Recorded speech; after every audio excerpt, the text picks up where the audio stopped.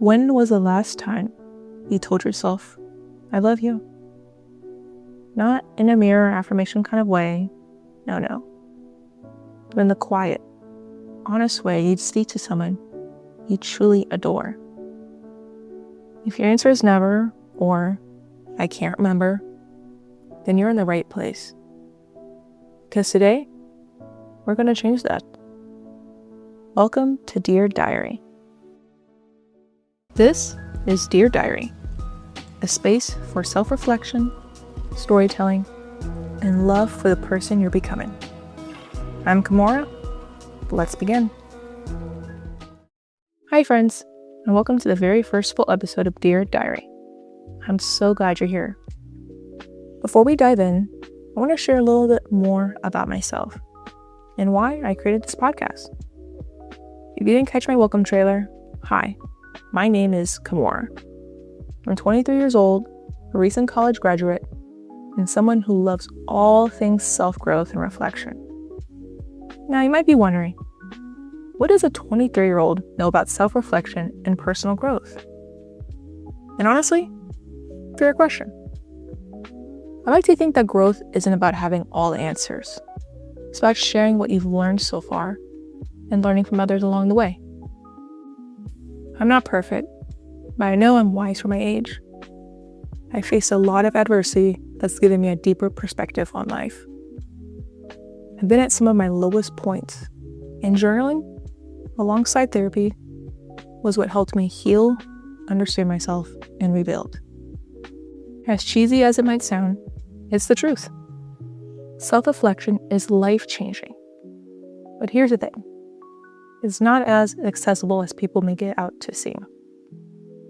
Not everyone can afford therapy. Not everyone knows what to start with journaling. And sometimes, even when you know it might help, it just feels awkward or overwhelming. That's why I created Dear Diary, a personal self-reflection corner where you can always find journal prompt ideas, hear real stories from my own journey, and most importantly, remember that you're not alone. So, now that you know a little bit more about me, let's get into today's episode. Today's journal prompt is one of my personal favorites. Write a love letter to yourself. I know that might feel a little comfortable for some, but hear me out. This is such an important practice. Many of us have mastered the art of self-criticism.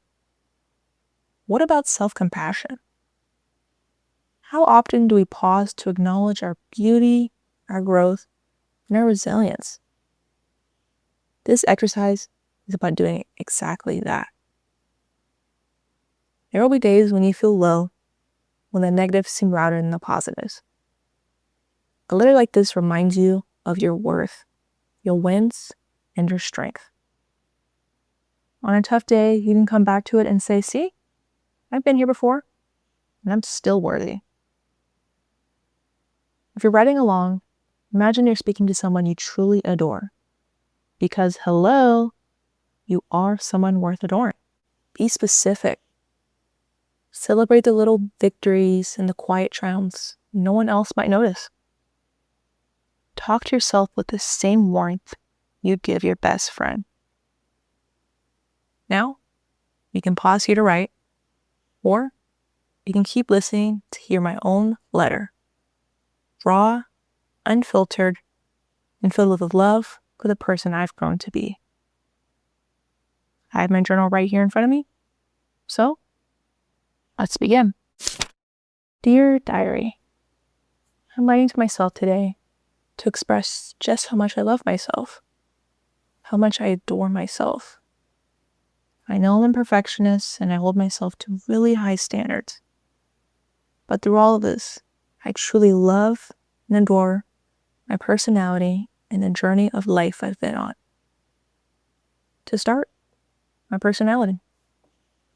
I love how quick-witted I am, my sense of humor, and my kindness. I've always loved how I treated others. I sometimes wish I had a friend who would go out of their way to buy me flowers, send me a just because text, or be as loyal and kind as me. I've learned that sometimes the best friend or love you're looking for is within. Ever since discovering this, I've never been more at peace or happy. I also want to give a shout out to my grit and dedication. Throughout the ups and downs I've experienced in life, I've always come out on top. Whenever I have a goal or vision, I always follow through.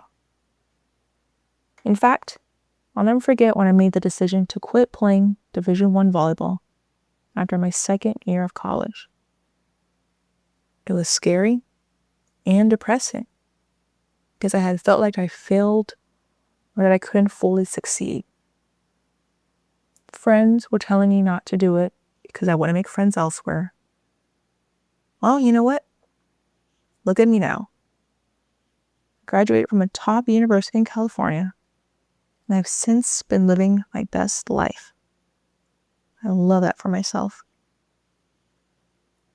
No matter how loud the outside noise is, I have always been able to shut it out and focus on myself. Had I listened to others' opinions, I wouldn't be where I am today.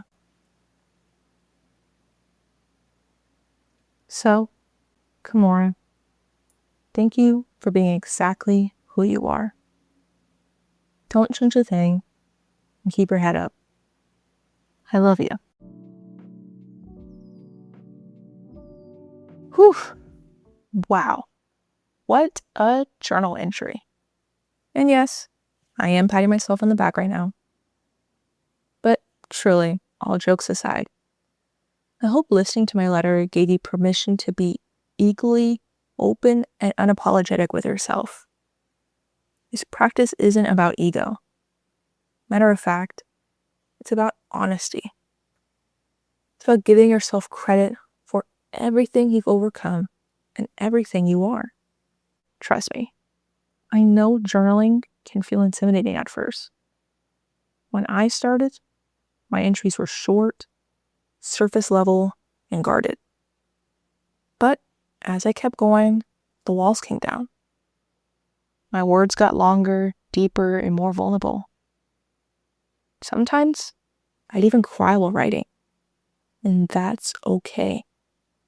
In fact, that's part of the healing. Your journal is your safe space. You can be messy, you can be emotional, you can be real.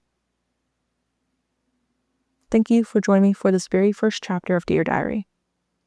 I'm so excited for the journey ahead and all the moments of growth we'll share. Until next time, keep writing, keep reflecting, and most importantly, keep loving yourself.